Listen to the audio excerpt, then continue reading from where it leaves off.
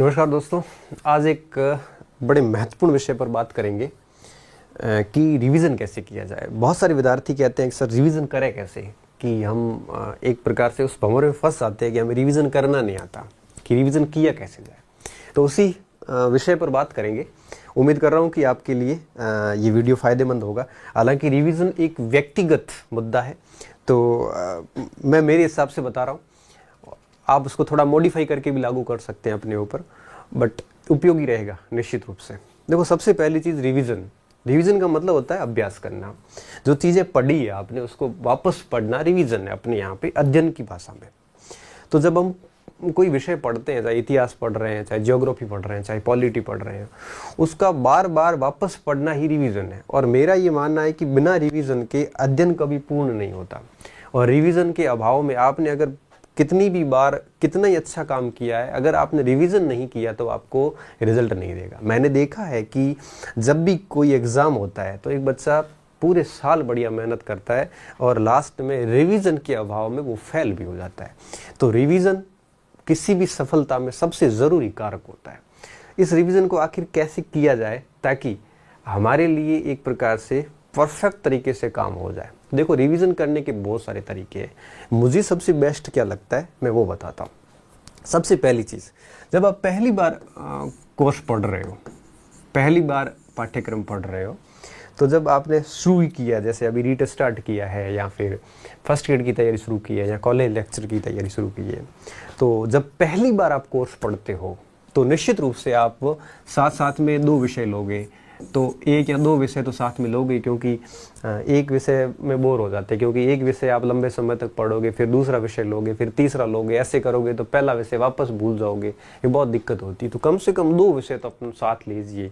एक morning shift में ले लो, एक इवनिंग शिफ्ट में ले लो, कम से कम 2 विषय तो आप साथ में रखिए। अब इनको करना क्या है, जैसे मान लो अब यहाँ पे 2 टाइप से 2 चीज़ें हो सकती है। सबसे पहली चीज़ ये कि कम से कम 6 दिन आपने जो पढ़ा, 6 डेज, जैसे मान लो कि आपने इतिहास ली और प्राचीन भारत में आपने 6 दिन में एक सिंधु घाटी और वैदिक काल 2 पाठ पढ़ लिए। अब 6 दिन में 2 पाठ पढ़ लिए और इधर आपने भूगोल ले ली, और इस ज्योग्राफी में आपने अक्षांश देशांतर और पृथ्वी की गतियाँ पढ़ ली, जैसे मान लो। तो 6 दिन के अंदर आपने इन 6 दिनों में भूगोल के 2 पाठ पढ़ लिए और इतिहास के भी मान लो 2 पाठ पढ़ लिए। तो अब आपका 7वें दिन क्या करना है आपको। 7वें दिन आप क्या करोगे, 7वां 8वां 9वां हो सकता है 1 दिन में रिवीजन कर लोगे, या 2 दिन कर लो, 3 दिन कर लो, और क्या। तो जब आप 6 दिन में जो पढ़ा वो फिर आप 7वें 8वें 9वें 2 दिन 3 दिन, 1 दिन में होता तो 1 दिन ही सही, कोई 2 दिन में करेंगे तो 2 दिन ही सही, कोई 3 दिन में करेगा तो 3 दिन। मैं कहूँगा कि आप 6 दिन पढ़ो और 7 दिन रिवीजन करो। तब बच्चे का मैसेज आता है, सर 1 दिन में पूरा नहीं होता तो भाई 2 दिन में कर ले, सर 2 दिन में पूरा नहीं होता तो 3 दिन में कर ले। इसमें पूछना क्या है। तो वापस 2-3 दिन रिवीजन कर लो। उसके बाद में रिवीजन कर लिया एक बार, फिर आगे 6 दिन और पढ़ लो। फिर आगे 6 दिन में जैसे 2-4 टॉपिक और पढ़ लिए, फिर उसका वापस 1-2 दिन रिवीजन कर लो। ऐसे कर करके आप एक बार ये दोनों विषय पूरे कर लो। हर 6 दिन पढ़ो, 6 दिन के बाद 2 बार रिवीजन कर लो, 1 बार रिवीजन कर लो। ऐसे करते करते जैसे ही 2 विषय पूरे हो जाएंगे तो निश्चित रूप से आपका कोर्स काफ़ी कुछ अच्छा हो जाएगा। फिर क्या करना है, फिर जैसे मान लिए कि आपकी पूरी पेपर में, जैसे मान लो आप किसी 2nd ग्रेड की तैयारी कर रहे हैं, 1st ग्रेड की कर रहे हैं, मान लो टोटल 8 विषय है, तो ऐसे 2 विषय जैसे पढ़े हैं वैसे अगर आप सारे के सारे विषय ऐसे कर लो, 3 4 5 से ज़्यादा विषय मेरे हिसाब से किसी में नहीं है, क्योंकि मैक्सिमम 5-6 विषय से ज़्यादा किसी में होते नहीं है। और 6 विषय होते हैं तो फिर उसमें पार्ट भी बहुत छोटा छोटा हो जाता है। जैसे अब पटवारी की बात करें तो उसमें भी बहुत छोटे छोटे पार्ट है, बहुत बड़े बड़े पार्ट नहीं है। तो ऐसा पहली बार जब ऐसे कोर्स पूरा करोगे तो निश्चित रूप से 3-4 महीने का समय लगेगा। क्यों? क्योंकि ये 2 विषय पूरे होने में 1.5 महीने का समय लग जाता है, फिर 1.5-2 महीने के समय 2 विषय और 3, और फिर 1.5 महीने का समय और, तो करीबन 5-1 महीने लग जाते हैं। जब 5-6 महीने लग जाते हैं जब हम पहली बार कोर्स पढ़ते हैं। तो पहली बार कोर्स जब पढ़ते हैं तो हमें रिवीजन सामान्यतः 6-7वें दिन कर लेना चाहिए। सामान्यतः बता रहा हूँ, ऐसा जरूरी नहीं है, कोई नियम नहीं है। आपको ठीक ठाक याद रहता है तो आप 10वें दिन 15वें दिन भी कर सकते हो। अब बात आती है जब आप दूसरी बार कोर्स शुरू करो। एक बार तो ऐसे पूरा कर लिया, अब आपने दूसरी बार कोर्स स्टार्ट किया। अब दूसरी बार आपको छठे सातों दिन देखने की जरूरत नहीं है। दूसरी बार जब आप पढ़ो तो आप 15-20 दिन बाद देखो। जैसे मान लो 15 दिन में जो पढ़ा वो 16, 17 और 98 दिन, या 16, 17, 18 इन दोनों 3 दिनों में वापस उसका रिवीजन कर लो। तो जब दूसरी बार पढ़ोगे तब आप रिवीजन 15 दिन बाद करो। क्यों? क्योंकि थोड़ा सा याद हो जाता है, फिर वापस बार बार देखने की जरूरत नहीं है। तो 15 दिन के मतलब ये कि 15 दिन में जैसे मान लो 5 टॉपिक पढ़ लिए, तो इन 5 टॉपिक की रिवीजन में आपको 2 दिन लगे, तो 2 दिन तक रिवीजन कर लो। उसके बाद फिर इस तरह से चलते रहो। तो कहने का मतलब ये हुआ कि जब आप पहली बार कोर्स करते हो तो आपको रिवीजन कितने दिन बाद करना है? 7 दिन, 10 दिन बाद करना है। और जब दूसरी बार कोर्स करते हो तब आपका टाइमिंग बढ़ा देनी है, 15 दिन बाद रिवीजन कर लो। और जब आपका कोर्स तीसरी बार निकलेगा, मैं हमेशा कहता हूं कि आपके चयन के लिए आपका सिलेबस आप कम से कम 4 बार पूरा करो, तब जाके 100% चयन होता है। आप चाहते हो कि मैं 2-3 महीने में चयन लेना चाहूँ तो भैया ठीक है, हो जाए तो अच्छी बात है, बाकी होता बड़ा मुश्किल काम है। फिर जब आप तीसरी बार रिवीजन करो तब आप 1 महीना ले सकते हो। मतलब क्या हुआ कि आपने जो 27-28 दिन पढ़ा या 1 महीने में जो पढ़ा उसको फिर आप 1-2 दिन में रिवीजन कर लो।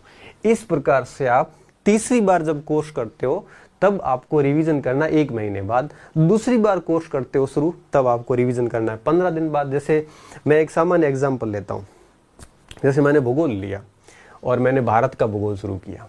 ठीक है, भारत का भूगोल टोटल 10 पार्ट है। ठीक है, मुश्किल से 10-12 पार्ट है जो किताबों में आते हैं।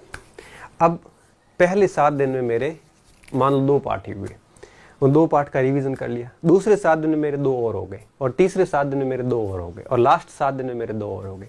मतलब ये हुआ कि 28 दिन मतलब 4 सप्ताह में मेरा कोर्स पूरा हो गया, और 4-5 दिन उसके रिवीजन के लग गए, क्योंकि हर 7 दिन बाद मेरे 1-1, 2-2 दिन लग गए। तो देखिए 1 महीने में भूगोल भी हो गई, और क्योंकि 2 सब्जेक्टों के साथ में लेने तो दूसरा और भी सब्जेक्ट पूरा हो जाएगा। तो पहली बार जब मैंने पढ़ लिया भूगोल, अब भूगोल मैंने छोड़ दी, और भूगोल और इतिहास मान लो मैंने साथ लिए थे, ये दोनों छोड़ दिए। अब दूसरे महीने मैंने पॉलिटी और इकोनॉमिक्स ले लिए, तीसरे महीने मैंने 2 और सब्जेक्ट ले लिए। ऐसे करके पहला पूरा 3 महीने तक ऐसे पूरा कोर्स कर लो एक बार। ठीक है, अब दूसरी बार जब वापस भूगोल और इतिहास शुरू करेंगे तब आपको 15 दिन बाद रिवीजन करना।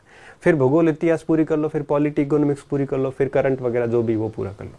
ये दूसरी बार पूरा कोर्स हो गया। फिर आप आ जाओ तीसरी बार पे। जब तीसरी बार कोर्स करोगे तब महीने बाद देख लो। तो इस प्रकार से फिर और टाइम मिलता है तो चौथी बार कोर्स करो, और चौथी बार कोर्स करते हो तब आपको 1.5 महीना 2 महीने में वापस थोड़ा थोड़ा रिवीजन कर लोगे। 1.5 महीने में जो पढ़ा, और मुझे पता है कि 1.5 महीने में पूरा विषय हो जाता है, तो पूरा विषय पढ़ने के बाद उसका 2-4 दिन वापस रिवीजन कर लो। अगर ऐसे कोई स्टूडेंट चला है तो फिर ये शिकायत हमेशा के लिए खत्म हो जाएगी कि सर मुझे मेरी परीक्षाओं में गलतियां होती है। ये शिकायत कभी नहीं रहेगी। यहाँ पे एक और छोटा कन्फ्यूजन आपको रह सकता है कि जैसे मान लो कि फर्स्ट ग्रेड है या फिर कोई भी परीक्षा है जिसमें 6 विषय हैं टोटल परीक्षा के सिलेबस में, तो 6 विषय है तो सर क्या करें? 6 विषय तो कोई बात नहीं, पहले 2 विषय ले लो, 2 विषय पूरे करो, 7 दिन पढ़ो, 7 दिन पढ़ो, फिर रिविजन करो, ऐसे करते करते 2 पूरे करो।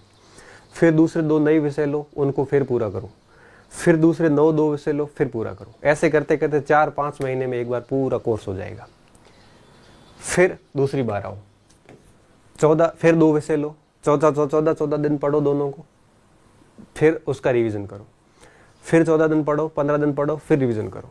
ऐसे करके दूसरी बार पूरा सिलेबस पढ़ लो, फिर तीसरी बार, फिर चौथी बार। अगर ऐसा करते हो आप तो फिर क्या होगा कि रिवीजन कितनी बार हो जाएगा? हर बार रिवीजन एक साथ में चलेगा। पहली बार पढ़ोगे तब भी रिवीजन होगा, दूसरी बार पढ़ोगे फिर रिवीजन होगा, तीसरी बार फिर रिवीजन होगा, चौथी बार भी रिवीजन होगा। इसमें एक बार टाइम लगता है, 6-7 महीने टाइम लगता है। अब वैसे भी आपके कौन से एग्जाम अभी है आसपास में? अभी भी कोई एग्जाम नहीं आप आसपास में, 4-4, 5-5 महीने पढ़े हैं, और निश्चित रूप से आपने सिलेबस तो 1-2 बार पढ़ा ही है पहले। तो इस प्रकार से काम किया जा सकता है। ये तो बात होती है एकदम नए विद्यार्थी के लिए। अब जो ऐसे बीच में लटके हुए पड़े हैं जिनके पता ही भी नहीं है कि कितना कोर्स हुआ है, इनको तो कुछ अंदाजा ही नहीं है कि कोर्स पढ़ा कितना है और छोड़ा हुआ कितना है, तो ऐसे विद्यार्थियों को तो मैं इतना ही कहूँगा कि आप नई शुरुआत कीजिए 2 विषय लेके। जैसे रीट है तो आप एक लैंग्वेज ले लो, एक साइकोलॉजी ले लो, नई शुरुआत कीजिए, 2-2 विषय पूरे कीजिए।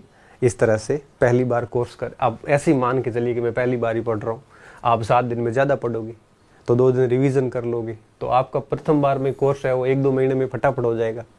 फिर दूसरी बार फिर कर लोगे, 4-5 बार पहले भी किया हुआ होगा। तो इस प्रकार से करो आप, तो क्या होगा कि निश्चित रूप से सिलेबस भी बढ़िया तरीके से हो जाएगा और रिवीजन भी कई बार हो जाएगा।